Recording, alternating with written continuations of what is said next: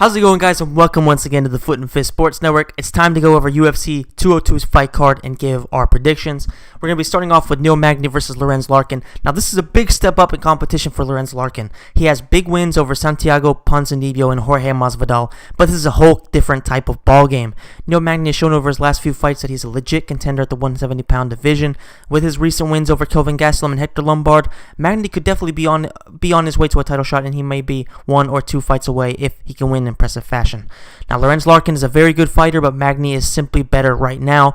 He's going to need to use his movement and his supreme cardio to outlast Larkin on his way to a decision win. Next up, we're going to talk about Cody Garbrandt versus Takeya Mizugaki. And with all due respect to Mizugaki, this just feels like a tune-up fight for Garbrandt. Mizugaki isn't as good as he once was, and he is coming off of two losses in a row by finish. Garbrandt, on the other hand, is being heavily pushed by the UFC as the next big bantamweight name. He is a good talker, and he's been trash-talking about Dominic Cruz and TJ Dillashaw for quite a while now. A fight against Mizugaki on UFC 200 and 202 gives the UFC the perfect chance to showcase Cody Garbrandt KO power on a huge stage and potentially put him up against Dominic Cruz for the title or against Dillashaw for the number 1 contender spot. And I just think that considering the career paths these two are on right now, I think Cody Garbrandt is probably going to get a first or second round KO. Next up, we have Tim Means versus Sabah Homasi. Now, this fight is definitely confusing me. Tim Means might not necessarily be an elite fighter, but he is pretty much as close as it gets. You know, how's the guy going to go from fighting Matt Brown and John Howard to fighting a no-name fighter coming from Titan FC? You know, it can't be punishment for his doping case because he was proven innocent. So no matter what the reasoning is, this fight is just bizarre to say the least. As I mentioned before, Means' last 2 fights were a loss to Matt Brown and a TKO win over John Howard. So he's gone from fighting 2 guys that are staples in the welterweight division to fighting a no-name fighter who has a record of 11-5, so not a lot of experience against not high-level fighters. So I think Tim Means is going to run over Homasi, who simply doesn't have the high-level experience to be able to compete with a crafty veteran like Tim Means, so expect an early finish from Means. So next up, we have the feature fight, which is Donald Cowboy Cerrone versus Rick Story. This is the perfect fight for Cowboy at 170. So far, he has fought tough guys that were pretty much all strikers, or at least content to try to stand and bang with Cowboy. You know, he dominated all of them, and in particular against Patrick Cote, he really did look amazing. So Rick Story is going to present Cowboy with high-level welterweight wrestling pressure. If Cowboy can stop the takedowns and do well in the clinch, then we'll know for a fact that he can do very big things in this division.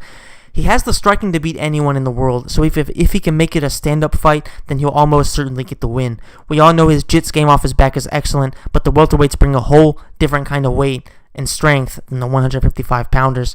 This is a great test, and I have full confidence in Cowboy passing it. Story is a tough sumbitch, though, so he'll be there until the last bell. Cowboy has a workout cut for him, but I see him getting a decision win. Anthony Johnson versus Glover Teixeira is the co-main event, and this is a beast of a fight, and really it could end in a blink of an eye. It's rare that a man's power can match Rumble Johnson's power, but boy, if Glover's doesn't, it comes pretty damn close. It's unclear what's going to happen with John Jones, so for now we'll leave him aside, and I think that makes the winner of this fight almost certainly the number 1 contender and will pretty much guaranteed fight Daniel Cormier for the title next. Who do I see going there? I see Rumble winning. Why? Because he's the faster man, and that's going to be a very big key to him winning this fight. Glover does not quit. We saw it against John Jones where his shoulder was popped out and he kept on swinging for 5 rounds. And it's going to take a knockout or a finish, submission for Rumble to keep Glover from swinging bombs at his head until the very end. I think that both guys could definitely go out there and take each other out early on or at any point of the fight, but I think that Rumble's speed and his ability to stop the takedowns against Glover's type of, Glover's level wrestling is going to be very convincing, is at least convincing enough to make him the favorite against Teixeira, and I think it's going to be a very good fight where anything could happen. Like, this is legit one of those fights where anything could happen because both guys have that devastating power that can end it at any second, so do not blink. This fight can go, this fight's going to be amazing, and I do see Rumble getting a first round knockout, but it's going to be one hell of a war before that happens. We finally have the main event, Nate Diaz versus Conor McGregor, and this is the fight that we've been waiting for, and it's finally here. The real UFC 200 main event is finally here. This fight is going to be massive. All we've heard of for the past few months is that Nate Diaz is going to be even better with a full camp, and that McGregor is going to be smarter this time. He's going to have made the proper adjustments to beat Diaz. Now, Finally, the talk is going to turn to punches, kicks, knees, and chokes. The only two people that know what's going to happen out there are Conor and Nate. And fuck, even they don't know what's going to happen. Obviously, Nate is going to be more on point with his timing and his cardio. And obviously, Conor's going to be more prepared to face a taller and more durable man. Given the crazy circumstances under which the first fight took place, I tend not to give it too much consideration when I picture the second one. What I see when I compare these two is how much more diverse Conor McGregor's game is compared to Nate Diaz's. What I mean by that is the fact that he isn't just a boxer. He's an all-around striker, and a good one at that. Nate simply does not have that. What he does have is elite-level jiu-jitsu, which Conor can't even come close to matching. Now, McGregor doesn't really use his kicks to finish people. He uses them more to fatigue the body and distract them from his fists.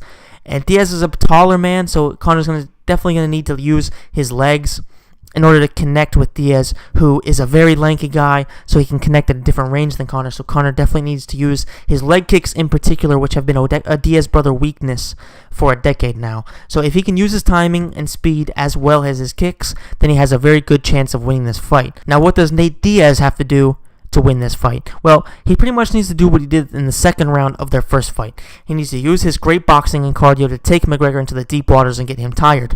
Once he gets him tired, things can snowball from there. That's just the Diaz way. That's what they do every single fight. A fresh Conor can hang with Nate on the ground at least defensively, but a tired Conor is, like deer in the headlights. It just doesn't have a chance. If Nate can get him tired and desperate like last time, then he will probably win the fight. Now, I'm torn on who I think will actually win. My gut is telling me that Conor, who is undoubtedly the smarter fighter and pretty much the smarter man, no disrespect to Diaz, but he doesn't seem like a genius. My gut's telling me that he has probably made the proper adjustments and will go out there and avenge his loss. Diaz is just so hard to finish and so hard to beat when it comes to 5 rounds because of how elite his cardio is, that it's hard for anybody to beat him in a decision, and it's even harder to finish him because he's just so durable. But if there's anyone who is hungry, obsessed, and all around crazy enough to do it, I think it's Conor McGregor. I may turn out to be completely wrong like I was in the first fight, but I see Conor McGregor winning a TKO in the third round. But either way, guys, this is going to be a brutal fight. It's going to be amazing. It's going to be glorious. It's going to be artistic. It's just going to be a masterpiece. So make sure you do not miss this. Whatever way you can watch the fight, please watch it. And let me know in the comments section down below who you think is going to win this fight. And thanks for watching the video, guys. I hope you enjoyed it. Let me know in the comments section down below what you think the UFC should do with the winner of Glover Teixeira versus Anthony Rumble Johnson. Let me know if you think that they should fight for the title next, or if the UFC should try to wait for John Jones and try to do that fight once again. So, like I said, if you enjoyed the video, please hit the like button, please subscribe. I will see you in the next video, which will be the fight fallout video for UFC 202, where I recap what happened and where the results lead, the bigger fighters on the card. So thanks again. I will see you next time.